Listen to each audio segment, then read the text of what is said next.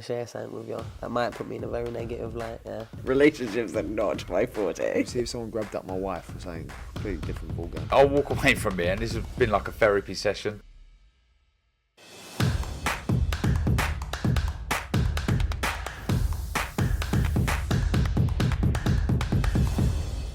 Hello and welcome to Raw, the Fight Within podcast with me, Kugan Cassius. Delighted this week to be joined by former Premier League star and former professional boxer, Leon McKenzie, and my friend as well. Kugan. How are you, mate? Lovely to be on, mate. It's been a while. Yeah, it's been a while. 2017 was the last I one. knew he was going to chuck that in. 2017 all Mate, the that's time. 6 years ago. I know, it's crazy, isn't it? Like, where's that 6 years gone? I don't know, but I'm still going. Still going. You're still here. Still You're still here, here. Yeah. Yeah, I wanted to get you on here because I think, like I said, we spoke about this earlier on, where you are in a very, very small club of people that have made a successful transition from playing football at the highest level to then competing in boxing. And obviously people that know you know why that link happened, obviously because of your family connections in boxing. But yeah, and obviously you've spoken over the years about your kind of struggles in life in your book as well. I was at your book launch, do you remember? Yeah, I remember that, yeah. I was in your book launch. At your book launch. 2012 rather. that was. Was it really? That was 11 years ago. 2012. Wow. Yeah. Wow. But yeah, I thought you're good for the type of podcast that I wanted to do, because there was a lot of different things that we can talk about and kind of address that has reference to your life. So I'm going to ease you in quite gently. Please do. And then we'll see how we go on. So in terms of boxing, what was your first ever memories as a child of boxing? I would say my first memory as a child, boxing-wise, was seeing my dad fight a opponent called Chris Blake at Fairfield Halls in Croydon. I remember that vividly because I jumped into the ring after. I think I was about 7, 8 years old or something like that, maybe a bit younger. I can't remember the actual age. But the one fight that sticks out for me was when he came back after retiring, came back and won a British title against Lloyd Christie, and that was in Birmingham. And I jumped into the ring about sort of 11 years old, like jumping up and down, just absolutely in awe of my dad. Just obviously doing it again. I think he was 33 years old at the time, coming back to win a British title. And the last one would be seeing my Uncle Duke win a world title, I believe, against Canizales. And that was, I think, Crystal Palace, I believe, as well. And that was a beautiful memory. So yeah, there's been some amazing childhood memories in terms of my boxing history and my family, with British European champion being my dad, Clinton, and then Duke going on to be former 3-time world champion. It was kind of built in my DNA. So really and truly, from age, I'd say 7, 8 years old, I was always sort of around the gyms. So anyone that really knew me properly would know that, I was always around boxing. So football only came into play, I would say, 13 years old, 14 years old, Crystal Palace sort of came into play. And then there's a little story in terms of I could have gone down the boxing route or I could have done the football route, but I chose boxing and had 18 years. So I don't know if you've just answered my next question in that, but do you remember the first actual professional fight you went to watch? I'm assuming it had something to do with your dad. Was that it? The first professional boxing, that would be my dad. I would say probably against a guy called Chris Blake, who he absolutely boxed his head off. It was just beautiful to see.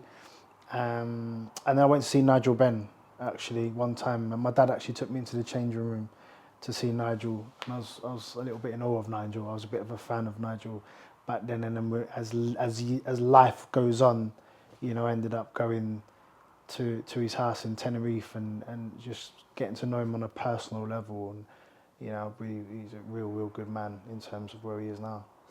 So outside of kind of your dad and your uncle, who would you say was the boxer that kind of made you take notice of boxing to a certain aspect? Yeah? Sugar Ray Leonard, 100%, yeah. And the reason I say Sugar Ray Leonard is because I would say, because my dad boxed him in the 76 Montreal Olympics, by the way.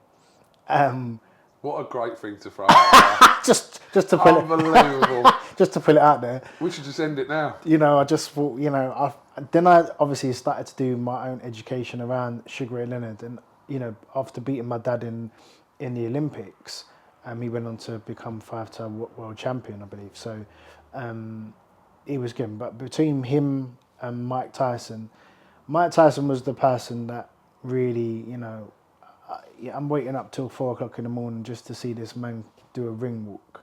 You know, the man was just amazing. So that's what enticed me into getting to boxing. And I'd always done a little bit in the side myself, although football was the leading way. This next question is something I'm always interested to know the answer from, because it's varied, and some people can't even answer this, and it's probably more interesting to hear your response to this, Leon. Obviously, after your football career, if you hadn't got into boxing, what do you think you would have done? If you just retired as like a Premier League footballer or a professional footballer and hadn't got into boxing, what do you think you'd be doing? I can go quite deep on that, because I think, as you know, sportsmen in itself, athletes sometimes can lose their identity after finishing their careers. I had lost my identity after football, finishing, you know, football, and I wasn't really prepared to finish through injury and everything else. And I was more prepared to finish from boxing because I had things in place to look sort of forward to, you know, doing documentaries and all those types of things. But to answer that question, in terms of what I would do, I don't really know. If I didn't have boxing, I don't really know. I was never the footballer to play loads of Premiership years and earn loads and loads of money, to be just chilling on a golf course sort of thing.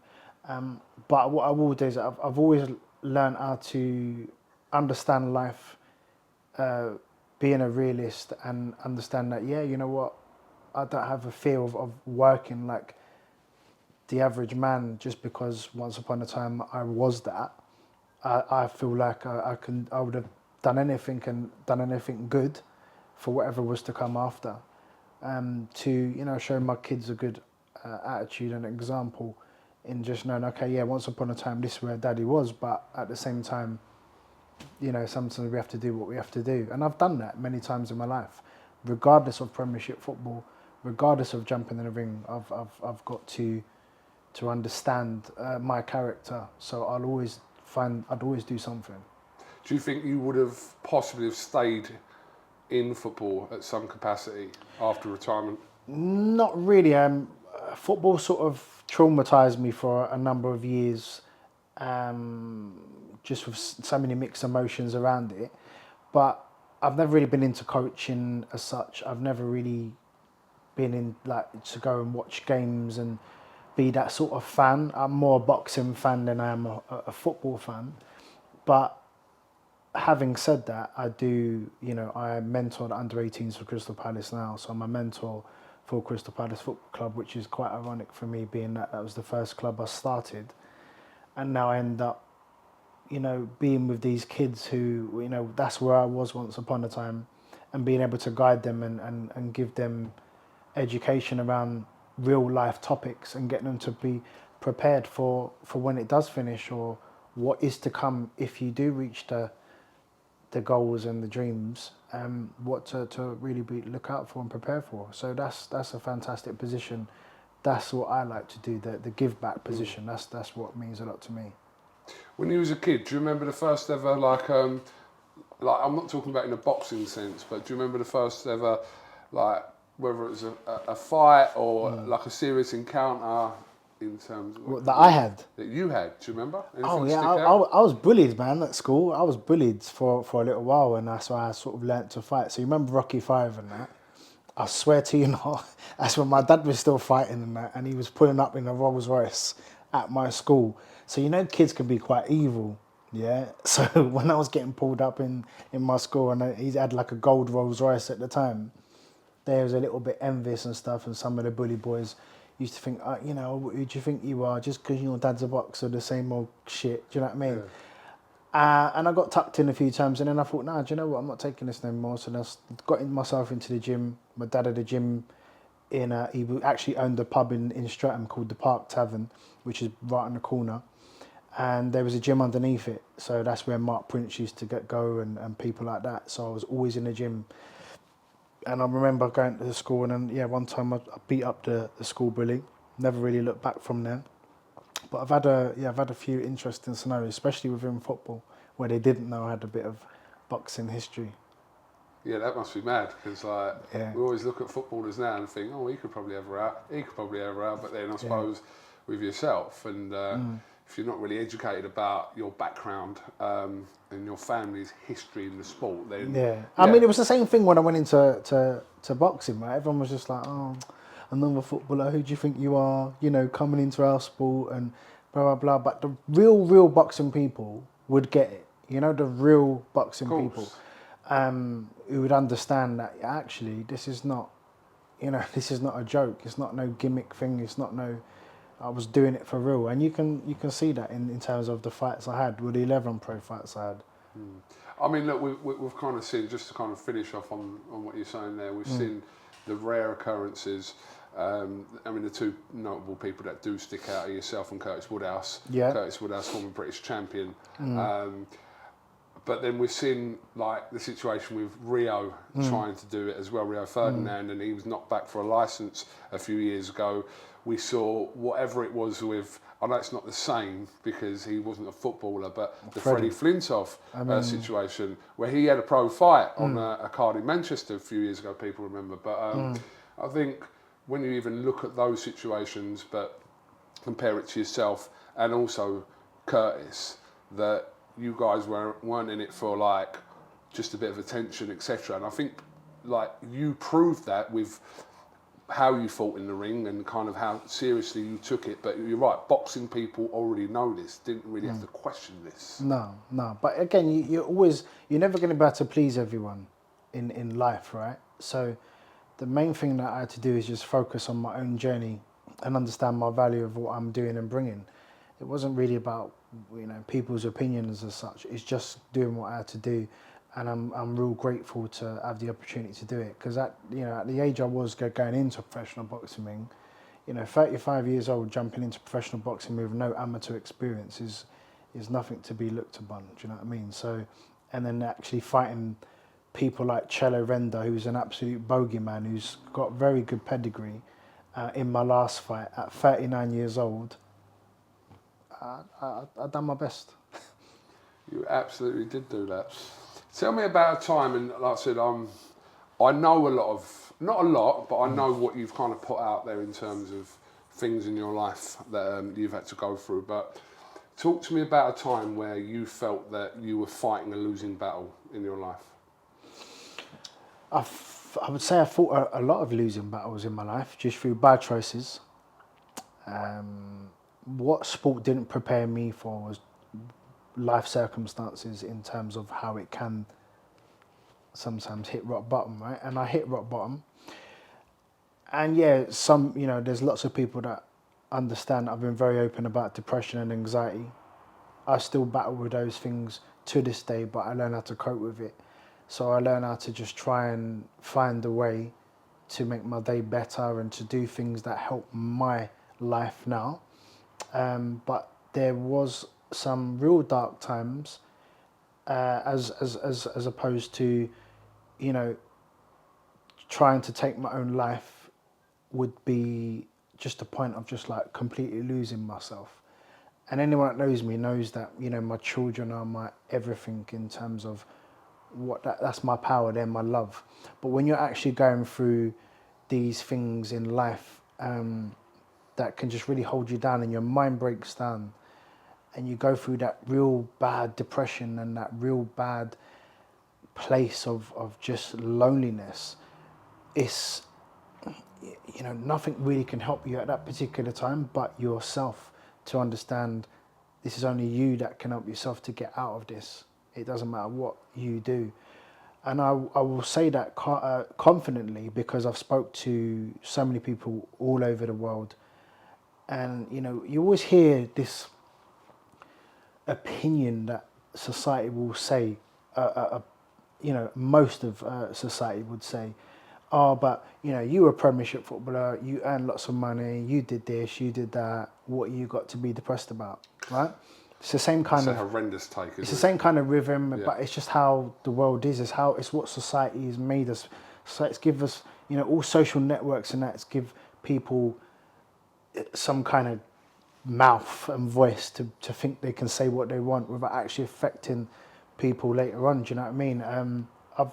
I've interviewed people like Dwayne Johnson, aka The Rock, who's a multi-millionaire, an absolute superstar, Hollywood. That's just keep it there. He's absolutely Hollywood. And when that man can sit in front of me and say to me, well, do you know what? I still suffer with depression, Leon. Yeah? It can happen to anyone. It just depends on what your journey is. And also understanding the trauma that you might have had in your own life. I've got childhood trauma from things that have been personal that have happened to me in my life.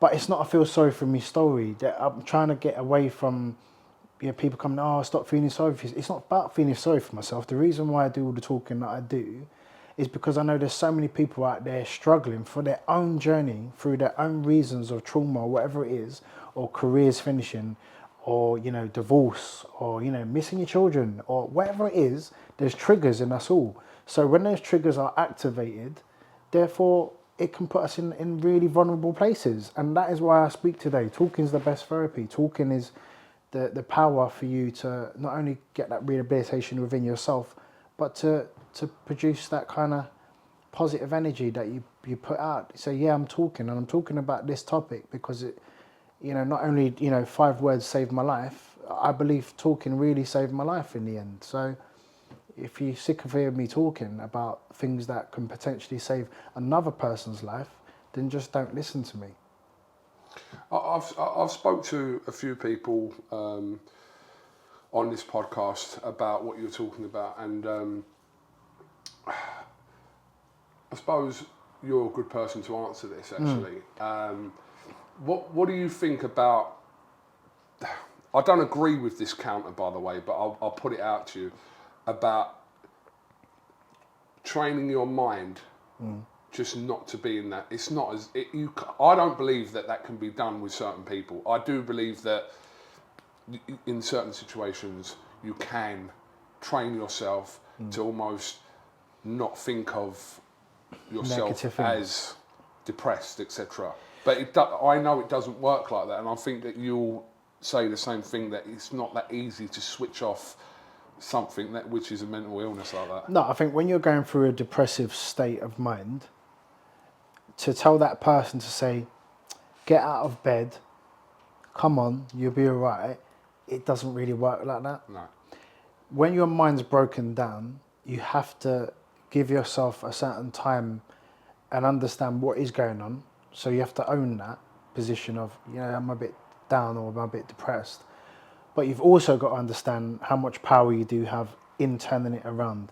And it can be as simple as going for a walk, picking up the phone and speaking to someone that you trust or love, and that loves you back, and just confiding in someone else, just to express your thoughts, feelings and emotions of what you're truly going through. That's the reality in it. Because you can't do it by yourself. You do need that close, circuit of people who really do love you and want the best for you. But I would say it will come down to yourself in the end to get yourself in a position to again fight it. Ray Winston said to me about this on a couple of episodes ago about this, and he said to me about he's never felt like suicidal. Has he had bad days? Yes. And I get this from kind of quite a little bit of a common answer that's becoming apparent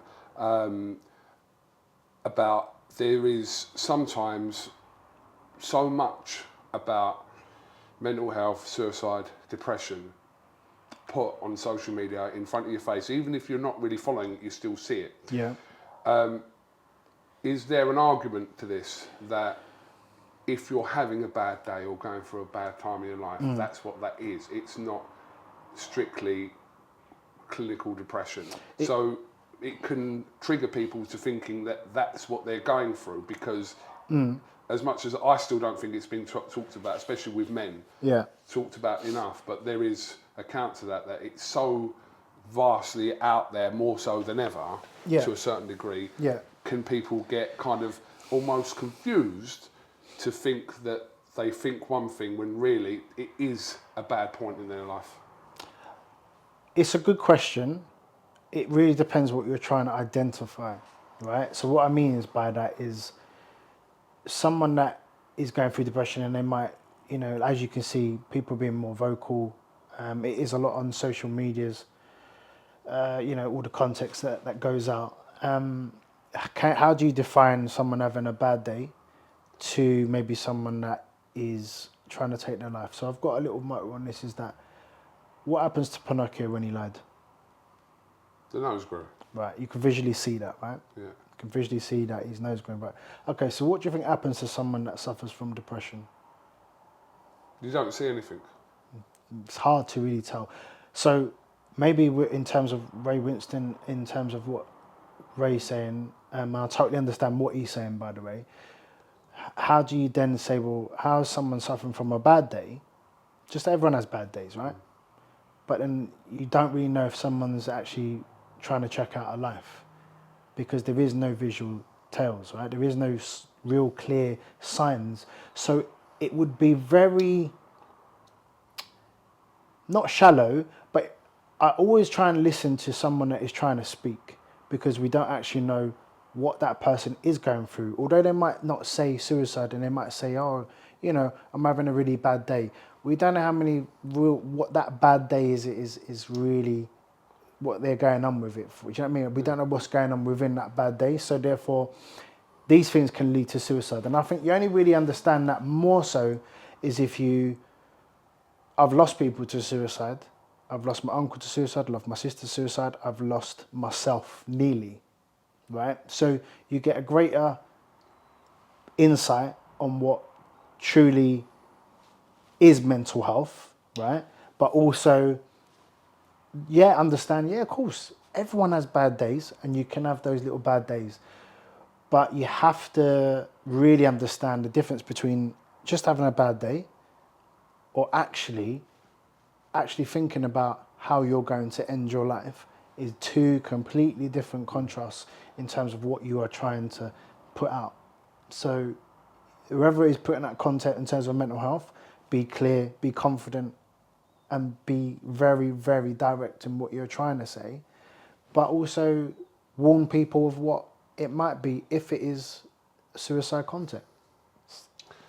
I mean, you've said yourself about you've gone through nearly with yourself and also with family members. Yeah. How many people around your family would have had the opinion that didn't see that coming, didn't know, seemed all right, etc.? I'm not saying the immediate people, but sort of if you think of an outside layer to that, wouldn't know anything different, right, and so almost shocked about that situation that's happened. So here's the thing, probably everyone. So now my dad is my best friend, but my dad did not think I would do that, right? And he's the closest person to me. But the reason why, and this is what it comes down to, is because, you know, I did become a bit of an actor. It was all, you know, if you asked all my teammates through when I was playing football and the bubbly character I was, they wouldn't have known. When they all heard what happened to me, they were shocked. I had calls of former teammates. They're like, Leo, I can't believe it. You know what I mean? And that is because simply I didn't show them what was truly going on. I didn't speak about it. I just kept it all to myself. And then what happens is when you do keep it all to yourself, you end up having a crash, basically, and it will all come on top at some point. So you got to be able to understand yourself, understand your character. But yes, we have to look at things a little bit more carefully. And 100%, everyone has bad days, but it's a very thin line between having a bad day and then someone to try and check out a life. For you now, in this stage of your life, what are the everyday battles for Leon McKenzie? Everyday battles for me are just trying to find my peace. I've always tried to find a little bit more peace than what I've maybe given myself credit for. I've achieved so much in my life within my own journey. And sometimes I think you can always keep chasing that. You know, what's next? What's next? And sometimes it can get tiring. You know, sometimes I'm tired. You know, I had 18 years in professional football, another 4 years in professional boxing. You know, within the 2017 I retired. With those 5 years, I've just been happy just to be able to just eat what I want, just have a little bit of time for me, but also understand that, yeah, okay, like what can I do to make a difference? What can I do off the back of everything I've achieved? What can I do to affect someone else's life? What can I do to give back? With all the things I've experienced and achieved, like what's the point on sitting on it, good or bad? Therefore, that's what gives me the confidence to be able to speak and give people, as I can't tell you the amount of messages and people that reach out to me, even when I'm maybe just posting little training videos or, you know, trying to post positive things. It's about the positive nature of this.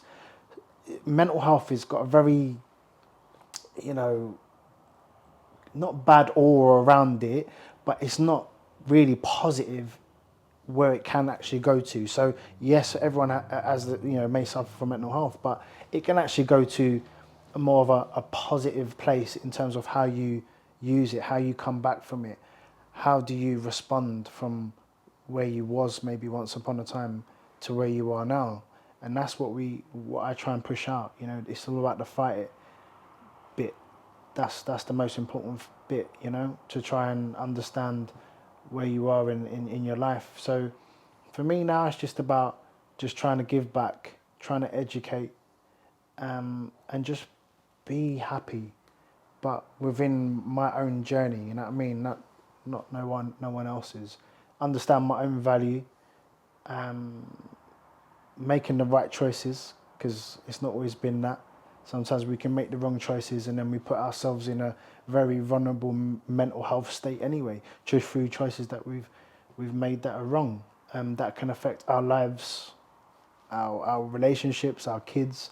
It ain't just about you, so we have to look at what the choices that we do make, and try and grow, because you're still gonna fall, you're still gonna, but you know, even what The Rock said to me, which stuck out one time in my head, was, you know, he still has bouts of depression, but what he understands is that well, every time he goes through that bout of depression, every time he has that fall, he's always a little bit more equipped the next time round. So every time it comes around again, because it might go through phases of when it hits you, then he's a little bit more equipped to be able to say, right, okay, this worked for me this time, so now I know what to do with this, or I'm going to go and hit the gym today and do a workout, or I'm going to go and speak to a few of my close friends or sort of close family and reach out, or I might have a cry to someone that I trust and can confide in, you know, and those are the things that are important. I can't tell you how much I've cried in my life,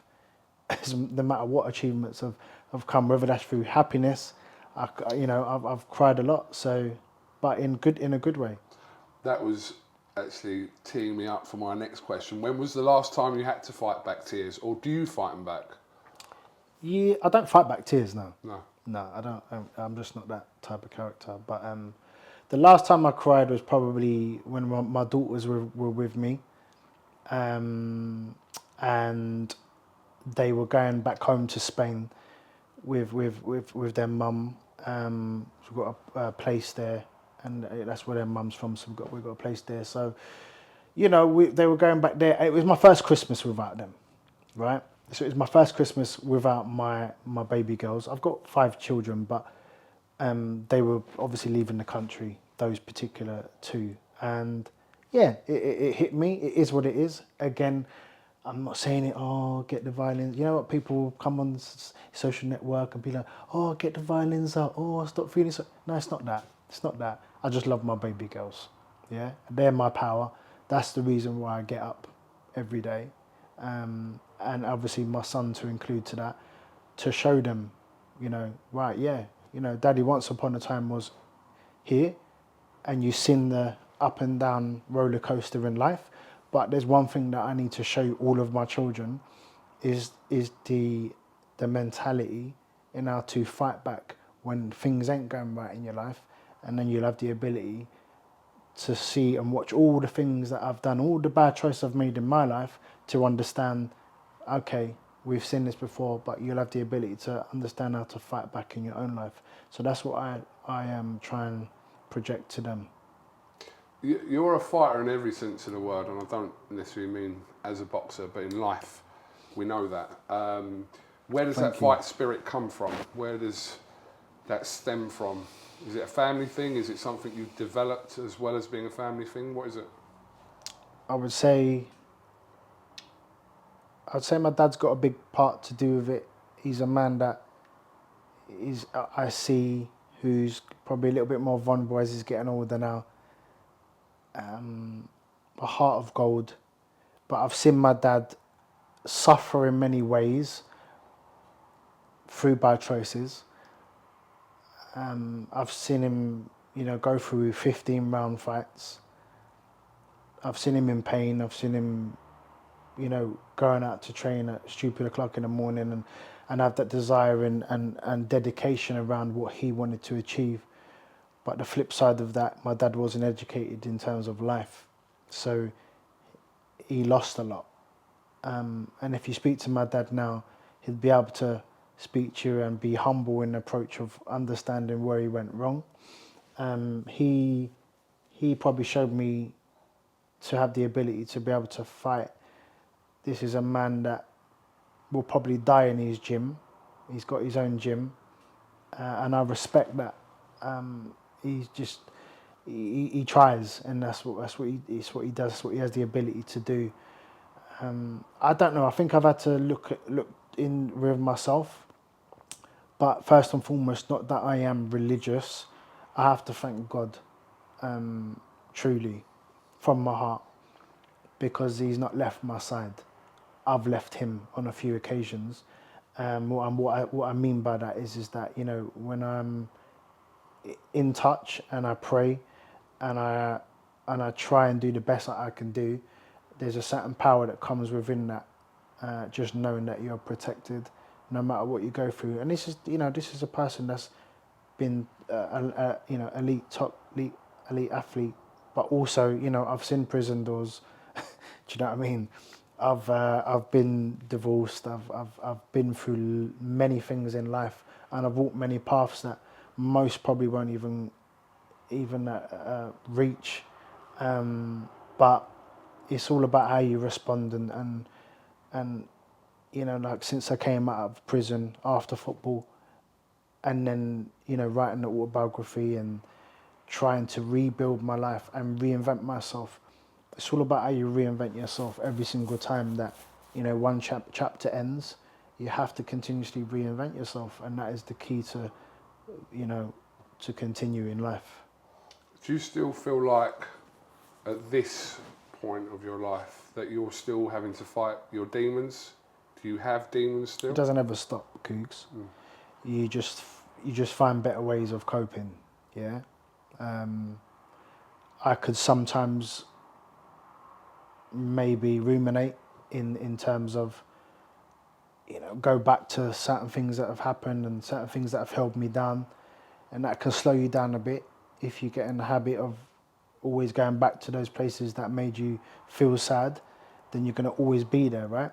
So you got to try and understand that, okay, that was once where it was, but what can I do now to make my life different now? What can I do to control the now? There is days where I have to, bring in my fighter spirit and understand, right, okay, it's not that bad. It's not that bad. Probably I'm about to lose my driver license, but it's not that bad. 3 points again, but it's not that bad. We just have to just go with the flow and take it for what it is, but understand there's something silver lining in most things. Leon, obviously, you fight for yourself, you fight for your Children, your family, missus. yeah. Who fights for you? Who's there for you? Like, in your corner, in your life corner, who's there for you, rain or shine, whatever's going on, them people are there I've for got a you. lot of Who's there? people. I've got a lot Yeah. of people there for me. I've got a very close circle of friends. I'll call them brothers rather than friends. I won't sort of name them as such, but they know who they are in terms of who's in my corner, and vice versa. We have little groups and stuff. We always try and encourage each other. As you know, my dad is my best friend. I have a new partner who's got a heart of gold. I believe that she's in my corner. My children,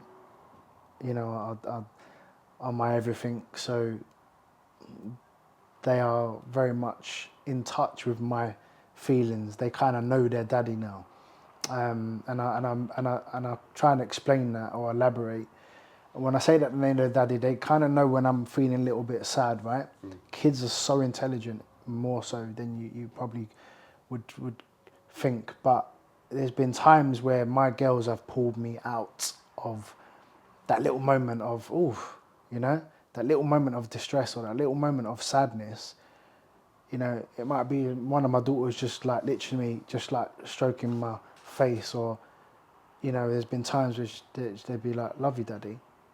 And it's just like, do you know what I mean? I could cry on the spot, bro. Positive trigger points. I can cry on the spot. Positive trigger points. Yeah. So that's what it's about. It's about understanding where you are in your life, and also understanding the love you have in your life, and what is precious. This is all gonna, no matter what, whoever's competing, whether you're at the top or whatever it is you're doing in life, it's all gonna end soon. At some point, it's all gonna end soon. You might make the most money. You might be the Floyd Mayweather or Tyson Fury of boxing. But at some point, it's all gonna end. And when it all ends, I just hope that you're in a position to understand that actually, when that's all gone, what do you have? So when you ask those questions, that's the most important thing. The love that you have around you, your circle, your friendships, your relationship, your kids. That's it. That's what should be your power. It shouldn't really be down to. But then people will maybe disagree with that. Some people's power is money and fame and all that rubbish. But it is what it is. Well, what stops you, or do you think stops you, from ever reaching that black hole that you spoke about and have spoken What, about now? before? What stops you from even entering around that black hole? What is it? Elaborate more so in terms of suicidal thoughts. Correct. Okay. Now, because I never want to. Where I woke up once upon a time in hospital to see my family and that crying their eyes out, and I was just very confused. I never want my children, my partner, the people that love me now. I couldn't leave this life now knowing how I've affected their lives by leaving that with them. I couldn't be up there looking down and thinking, look, I've just left you with pain now for the rest of your life because I've done something that I couldn't control. My power is to fight that, because I never want to be in that position again where I have to, there's people that have not made that, but I know what it does to be left by someone that's taken their own life. I know what it does to that person. I know what it does to that wife, husband, brother, sister. I know what it does to the kids. when someone takes their own life through whatever it is they're going through, and God bless their souls, but I don't want to ever feel that like that again and put that vulnerability around the people that truly love me. So that's my power, to try and always keep going, no matter what. Yeah, it's just to try and keep going. In your opinion, how big is depression in boxing? Massively. One of the reasons why I'm obviously doing so much in terms of the boxing board now. Actually, I'll go on to that, or? Absolutely. Yeah, so obviously the British Boxing Board of Control have been on at me for a good couple of years now. Obviously got a good family history in terms of, you know, my uncle Duke, which was a part of the board many years ago with Mickey Collio, obviously bringing him into board. So I'd spoken and had many conversations with the board, and I wanted to see the angle that they were coming from. Obviously there's a lot of controversy around the board and different opinions, but let's face it, it's had a very old school way of thinking. It's had a very old school way of doing things. And my thought process, as I said to you many years ago, was just to try and make a few little small changes in the way things are done, and try and use my contacts and enough power and education around putting the boxing board into the right areas. So right now I'm trying to set up some major meetings and help the British Boxing Board of Control look at ideas about helping fighters who are retiring and struggling properly, because we've obviously heard this so many times every year.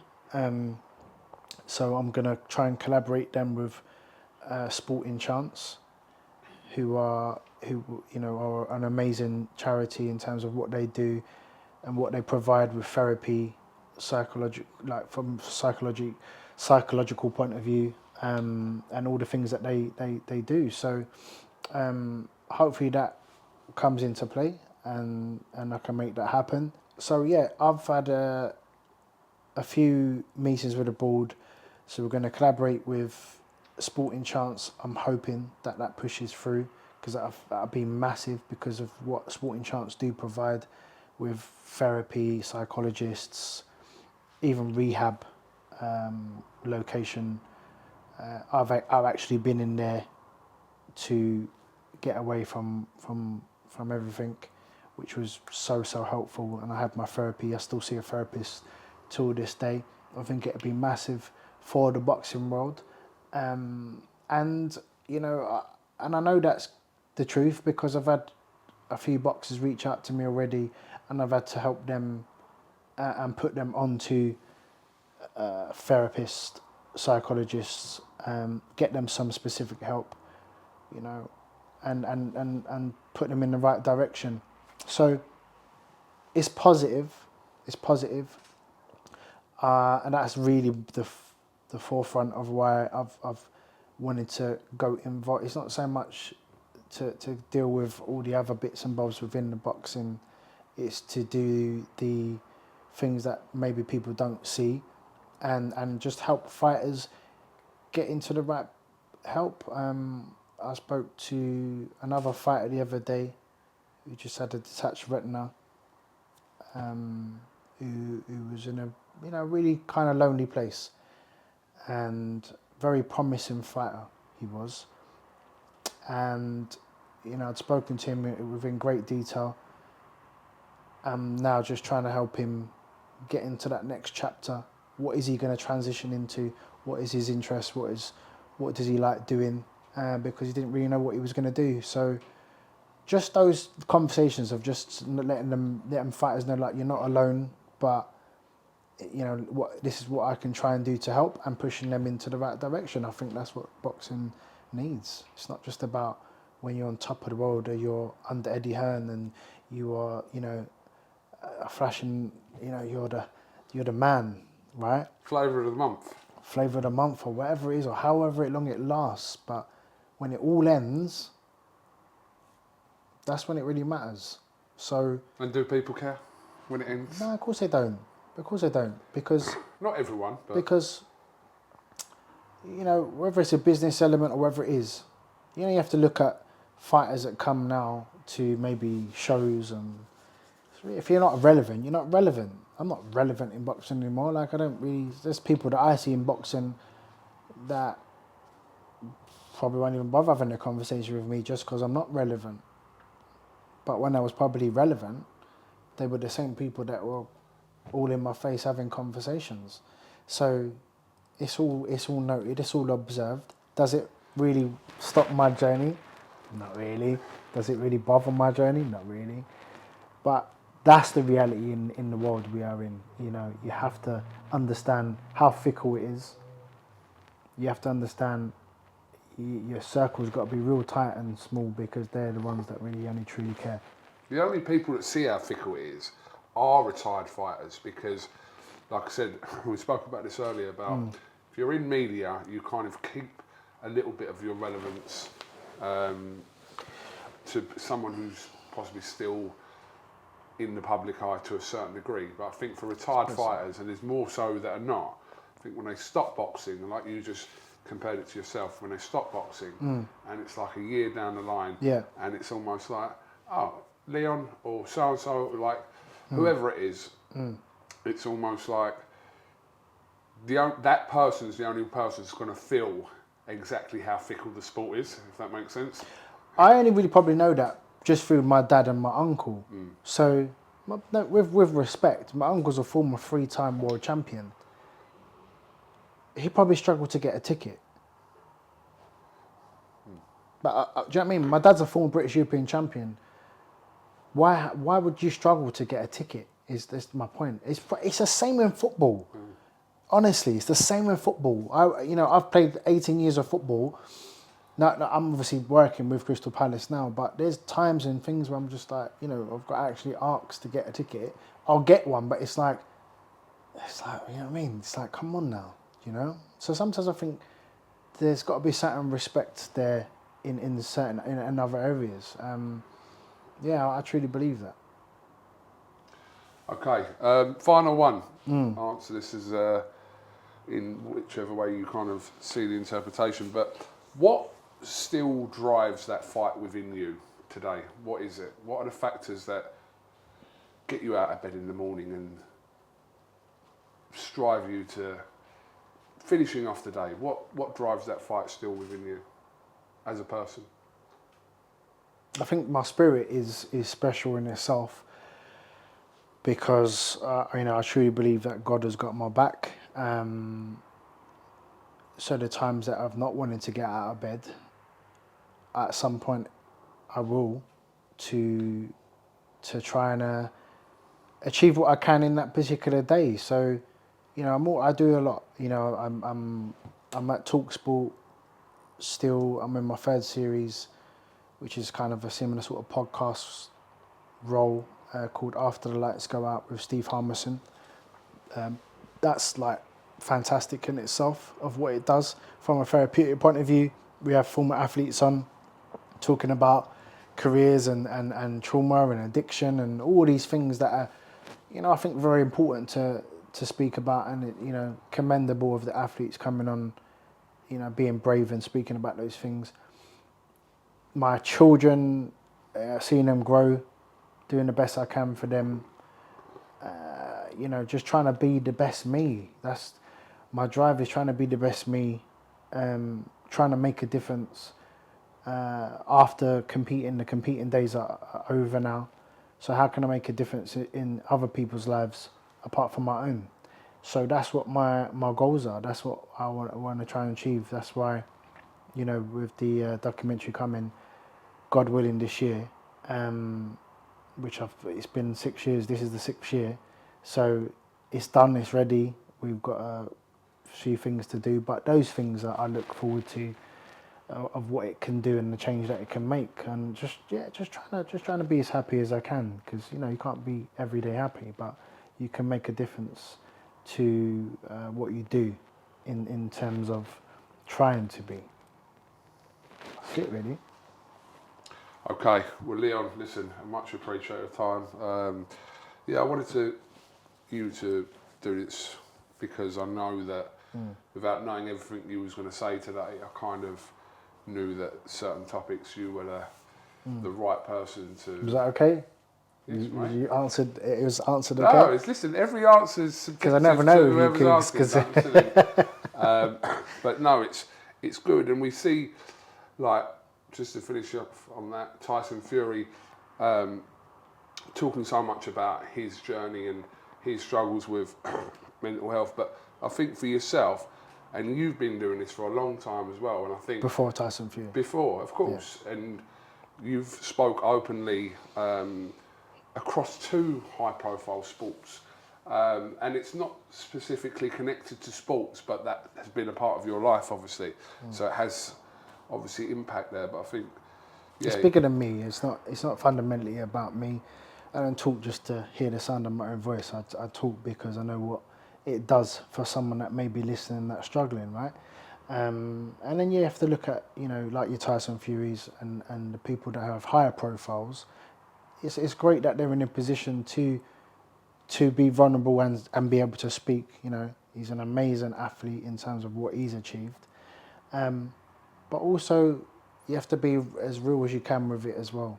So then you do have to make the right choices, and if you speak it, you have to go by that.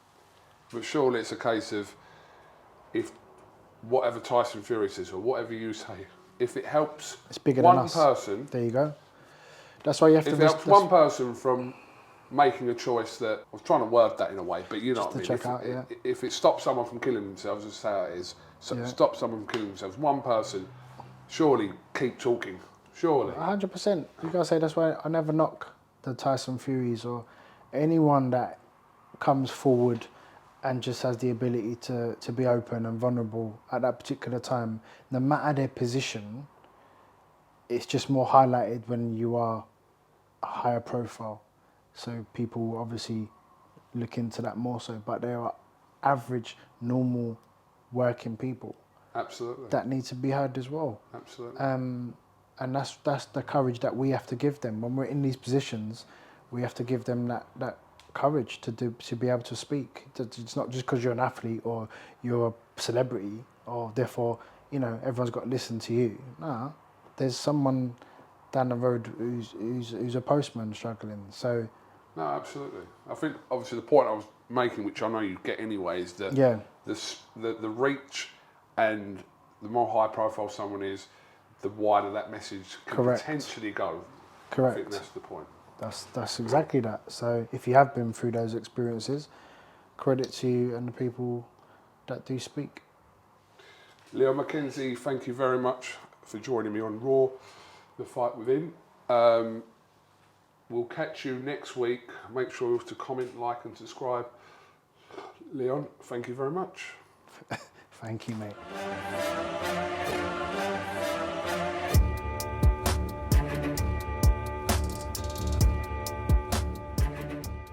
I'm going to share something with you that might put me in a very negative light, yeah. Relationships are not my forte. See if someone grabbed up my wife or something completely different ballgame. I'll walk away from it, and this has been like a therapy session.